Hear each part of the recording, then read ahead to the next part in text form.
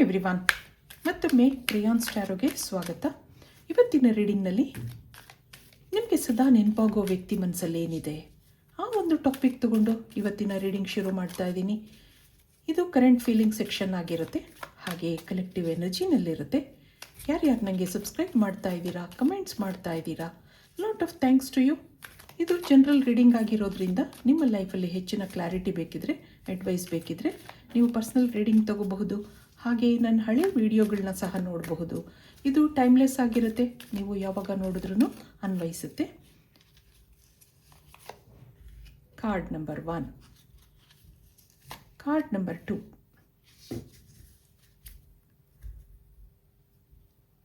ಇಬ್ಬರಲ್ಲೂ friendliness ಇದೆ, ಹಾಗೆ ಮಿಸ್ಅಂಡರ್ಸ್ಟ್ಯಾಂಡಿಂಗ್ಸ್ಗಳಿದೆ. ಈ ಒಂದು ಕನೆಕ್ಷನ್ ಅಷ್ಟೊಂದು ಸರಾಗವಾಗಿ ನಡೀತಾ ಇಲ್ಲ ಅಂತ ಅನ್ನಿಸ್ತಾ ಇದೆ.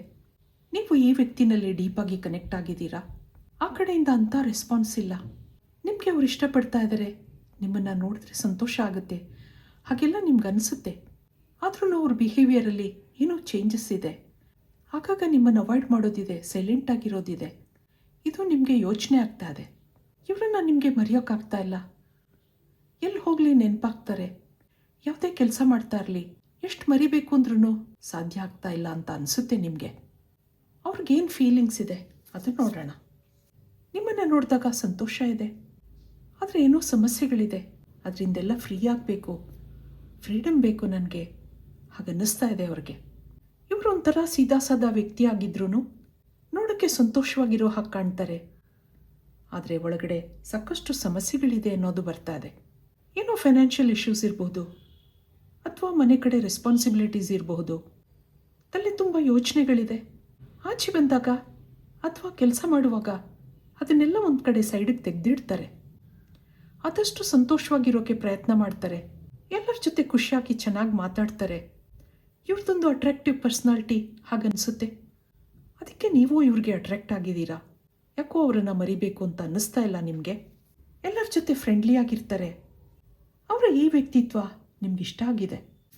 ಇದಕ್ಕೆ ಸೆಂಟರ್ ಕಾರ್ಡ್ ಏನು ಬರುತ್ತೆ ನೋಡೋಣ. ಇಲ್ಲಿಂದ ಏನು ಬರುತ್ತೆ? ಸೆಟ್ಲಿಂಗ್, ಇಲ್ಲೊಂದು closure. Not all connections are meant to be, accept closure ಅನ್ನೋದಿದೆ. ಅವ್ರ ಮನಸ್ಥಿತಿ ಈಗ ಹೇಗಿದೆ? ಲೈಫಲ್ಲಿ ಸೆಟ್ಲ್ ಆಗಬೇಕು ಅನ್ನೋದಿದೆ, ಸಮಸ್ಯೆಗಳಿದೆ. ಇವೆಲ್ಲ ಪ್ರಾಬ್ಲಮ್ಸಿಂದ ಫ್ರೀಡಮ್ ಬೇಕು ಅಂತ ಅನ್ನಿಸ್ತಾ ಇದೆ ಇವ್ರಿಗೆ. ಸದ್ಯದ ಪರಿಸ್ಥಿತಿನಲ್ಲಿ ಪ್ರೇಮ ಪ್ರೀತಿ ಅಂತ ತಲೆ ಕೆಡಿಸ್ಕೊಳ್ಳುವಂಥ ವ್ಯಕ್ತಿ ಅಲ್ಲ. ನಿಮ್ಮ ಜೊತೆ ಫ್ರೆಂಡ್ಲಿ ಆಗಿದ್ದಾರೆ, ನಿಮ್ಮ ಬಗ್ಗೆ ಕೇರಿಂಗ್ ಭಾವನೆ ಇದೆ. ಮೇಲೆ ನೋಡೋಕ್ಕೆ ಎಲ್ಲ ಚೆನ್ನಾಗಿದೆ, ನಾನು ಸಂತೋಷವಾಗಿದ್ದೀನಿ ಹಾಗೆ ತೋರಿಸ್ಕೋತಾರೆ. ತನ್ನ ಒಳಗಿನ ಫೀಲಿಂಗ್ಸ್ಗಳನ್ನ ಹೇಳ್ಕೊಳ್ಳಲ್ಲ. ಏನೋ ಪರಿಸ್ಥಿತಿ ಒತ್ತಡ ಇದೆ, ಅದನ್ನು ಮರೆಯೋಕ್ಕೋಸ್ಕರ ಎಲ್ಲರ ಜೊತೆ ಫ್ರೆಂಡ್ಲಿ ಆಗಿರ್ತಾರೆ. ಅದರಲ್ಲೂ ನಿಮ್ಮ ಜೊತೆ ಎಕ್ಸ್ಟ್ರಾ ಫ್ರೆಂಡ್ಲಿನೆಸ್ ಇದೆ. ಅದನ್ನು ನೀವು ತಪ್ಪಾಗಿ ತಿಳ್ಕೊಂಡಿದ್ದೀರಾ, ಅಥವಾ ನೀವು ಅವ್ರ ಬಗ್ಗೆ ಅಟ್ರಾಕ್ಟ್ ಆಗಿದ್ದೀರಾ? ಮುಂದೆ ಏನಿದೆ ನೋಡೋಣ. ಟ್ಯಾರೋ ಕಾರ್ಡ್ಸಿಂದ ಏನು ಬರುತ್ತೆ?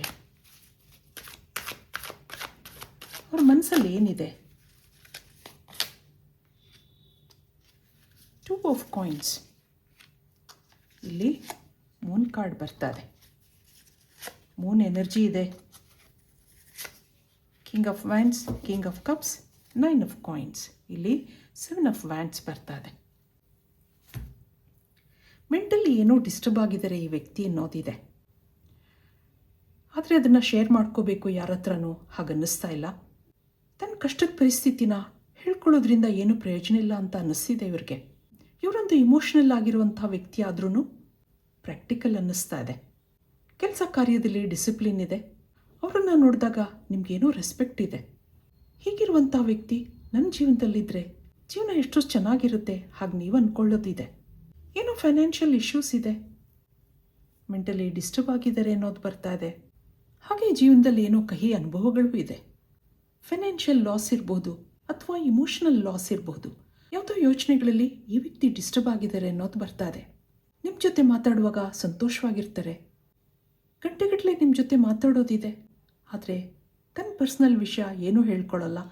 ನಿಮ್ಮ ಬಗ್ಗೆ ವಿಚಾರಿಸೋದಿದೆ, ನಿಮಗೆ ಸಜೆಷನ್ಸ್ ಕೊಡೋದಿದೆ. ಅವರ ಈ ಸ್ವಭಾವದಿಂದ ನೀವು ಅಟ್ರಾಕ್ಟ್ ಆಗಿದ್ದೀರಾ ಹಾಗನ್ನಿಸ್ತಾ ಇದೆ ಇಲ್ಲಿ. ಇದಕ್ಕೆ ನೀವೇನು ಯೋಚನೆ ಮಾಡ್ತಾ ಇದ್ದೀರಾ? ನಿಮ್ಮ ಫೀಲಿಂಗ್ಸ್ ಏನಿದೆ? ಆಫ್ ಪೆಂಟಿಕಲ್ಸ್ ಬರ್ತಾ ಇದೆ, 5 ಆಫ್ ಪೆಂಟಿಕಲ್ಸ್, ಇಲ್ಲಿ ace of pentacles, wow, ace of cups, ಮತ್ತೊಂದು 7 ಆಫ್ ವ್ಯಾಂಡ್ಸ್, ಇಲ್ಲಿ 4 ಆಫ್ ವ್ಯಾಂಡ್ಸ್ ಇದೆ. ನೀವು ಈ ವ್ಯಕ್ತಿ ಬಗ್ಗೆ ಅಟ್ರ್ಯಾಕ್ಟ್ ಆಗಿದ್ದೀರಾ ಅಂತ ನಾನು ಆಗಲೇ ಹೇಳಿದೆ. ಅವ್ರ ಜೊತೆ ಮಾತಾಡೋಕ್ಕೆ, ಅವ್ರನ್ನ ಇಂಪ್ರೆಸ್ ಮಾಡೋಕ್ಕೆ ಯಾವ ಅವಕಾಶಗಳನ್ನು ನೀವು ಮಿಸ್ ಮಾಡ್ಕೊಳ್ಳಲ್ಲ. ಅವ್ರ ಕಂಪನಿ ನಿಮ್ಗೆ ಇಷ್ಟ ಆಗುತ್ತೆ, ಅವ್ರ ಜೊತೆ ಮಾತಾಡೋದು ಇಷ್ಟ ಆಗುತ್ತೆ ನಿಮಗೆ.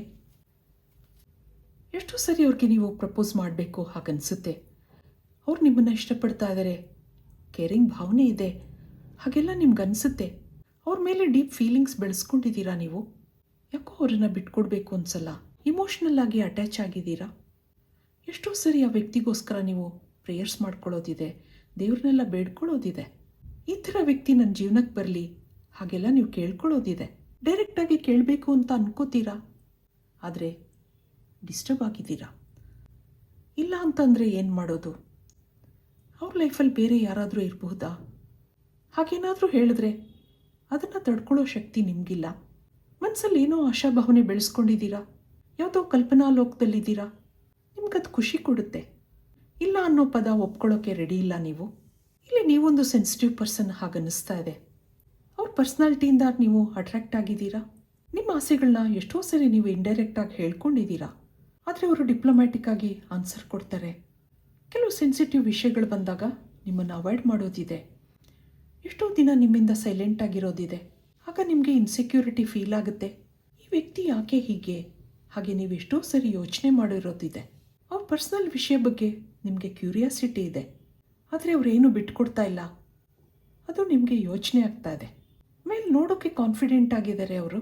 ಹಾಗೆ ನೋಡಿದಾಗ ನಿಮಗೂ ಮೆಚ್ಯೂರಿಟಿ ಇದೆ, ಲೈಫಲ್ಲಿ ಸೆಟ್ಲ್ ಆಗಬೇಕು ಅನ್ನೋದಿದೆ ನಿಮಗೂ. ಈ ವ್ಯಕ್ತಿನ ಹೇಗೆ ಕೇಳೋದು ಆ ಯೋಚನೆ ನಿಮಗೂ ಇದೆ. ಇದಕ್ಕೆ ಇಲ್ಲಿಂದ ಏನು ಕಾರ್ಡ್ಸ್ ಬರುತ್ತೆ ನೋಡೋಣ. ಏನಾದರೂ ಬರಬಹುದಾ ಇಲ್ಲಿಂದ? ಏನಿದೆ? ಪಾಸಿಬಿಲಿಟೀಸ್ ಇದೆ ನೋಡಿ. ಕ್ಲಿಂಗಿಂಗ್ ಟು ದಿ ಪಾಸ್ಟ್, ಮತ್ತೊಂದು ಸಪ್ರೆಷನ್, ಹಾಗೆ ಅಲೋನ್ನೆಸ್, ಟ್ರಸ್ಟ್, ಇಲ್ಲಿ ಸಾರೋ ಬರ್ತಾ ಇದೆ. ಈ ವ್ಯಕ್ತಿ ಮೇಲೆ ನೋಡೋಕ್ಕೆ ಖುಷಿಯಾಗಿದ್ರೂ ಏನೋ ಸಮಸ್ಯೆಗಳಿದೆ, ಯಾವುದೋ ಕಹಿ ನೆನಪುಗಳಿದೆ, ಏನೋ ಇಮೋಷನ್ ಲಾಸ್ ಅಥವಾ ಫೈನಾನ್ಷಿಯಲ್ ಲಾಸಿಂದ ಆಚೆ ಬರಬೇಕು ಅನ್ನೋದಿದೆ ಈ ವ್ಯಕ್ತಿಗೆ. ಮನಸ್ಸಿಗೆ ಫ್ರೀಡಮ್ ಬೇಕು ಅಂತ ಅನ್ನಿಸ್ತಾ ಇದೆ. ಇನ್ನೇನಿದೆ ಇಲ್ಲಿ ನೋಡೋಣ. ಆ ಹಳೆ ನೆನಪುಗಳು ಅವ್ರಿಗೆ ಯಾವಾಗಲೂ ಬರೋದ್ರಿಂದ ಇಲ್ಲಿ ಒಂಟಿತನ ಇದೆ ಅವ್ರಿಗೆ.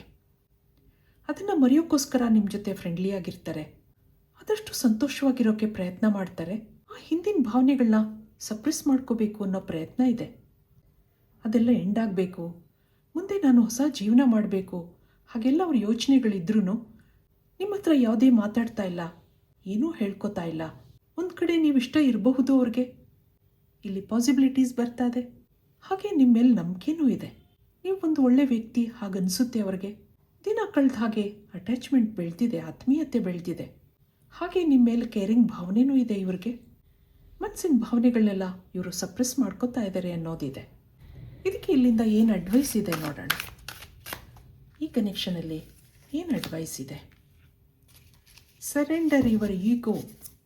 ಇಲ್ಲಿ ಸರೆಂಡರ್ ರಿಸೆಂಟ್ಮೆಂಟ್ಸ್, ಒಂದು ಹಳೆ ನೆನಪುಗಳನ್ನೆಲ್ಲ ಸರೆಂಡರ್ ಮಾಡಬೇಕು ಅನ್ನೋದಿದೆ. ಇಲ್ಲಿ ಅವರ ಎನರ್ಜಿ ನೋಡಿದಾಗ ಅವ್ರಿಗೇನೋ ರಿಸೆಂಟ್ಮೆಂಟ್ಸ್ ಇದೆ, ಹಳೆ ನೆನಪುಗಳಿದೆ. ಅವ್ರು ಅದರಿಂದೆಲ್ಲ ಆಚೆ ಬರಬೇಕು ಅನ್ನೋ ಅಡ್ವೈಸ್ ಇದ್ದರೆ ನಿಮಗೆ ಸರೆಂಡರ್ ಯುವರ್ ಈಗೋ ಅನ್ನೋದು ಬರ್ತಾ ಇದೆ. ಅವರನ್ನು ಕೇಳಿದ್ರೆ ಏನು ಹೇಳ್ತಾರೋ ಅನ್ನೋ ಕನ್ಫ್ಯೂಷನ್ ನಿಮಗಿದೆ. ನಿಮ್ಮ ಲೋ ಫೀಲಿಂಗ್ಸ್ ಆಗಿರಲಿ ಅಥವಾ ಈಗೋ ಆಗಿರಲಿ, ಅದನ್ನೆಲ್ಲ ನೀವು ರಿಲೀಸ್ ಮಾಡ್ಕೋಬೇಕಾಗತ್ತೆ ಅನ್ನೋದಿದೆ ಇಲ್ಲಿ. ಅದಕ್ಕೆ ಒಂದೇ ಒಂದು ಫೈನಲ್ ಮೆಸೇಜ್ ನೋಡೋಣ. ಏನಿದೆ? Romantic feelings, calling in your soulmate, your prayers, affirmations and visualisations help bring you together ಅನ್ನೋದು ಬರ್ತಾ ಇದೆ.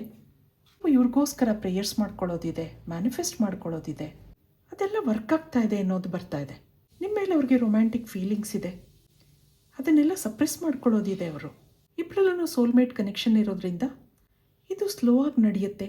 ಆದರೆ ನಿಮ್ಮ ಮೇಲೆ ಅವ್ರಿಗೆ ರೊಮ್ಯಾಂಟಿಕ್ ಫೀಲಿಂಗ್ಸ್ ಇದೆ, ನಂಬಿಕೆ ಇದೆ. ಇದು ಇವತ್ತಿನ ರೀಡಿಂಗ್ ಆಗಿರುತ್ತೆ. ಮತ್ತೆ ಇಂಥದೇ ರೀಡಿಂಗ್ ಕೇಳಬೇಕು ಅನಿಸಿದ್ರೆ ನನ್ನ ವೀಡಿಯೋಸ್ನ ಲೈಕ್ ಮಾಡಿ, ಶೇರ್ ಮಾಡಿ, ಸಬ್ಸ್ಕ್ರೈಬ್ ಮಾಡಿ. Thank you for watching. Be happy always.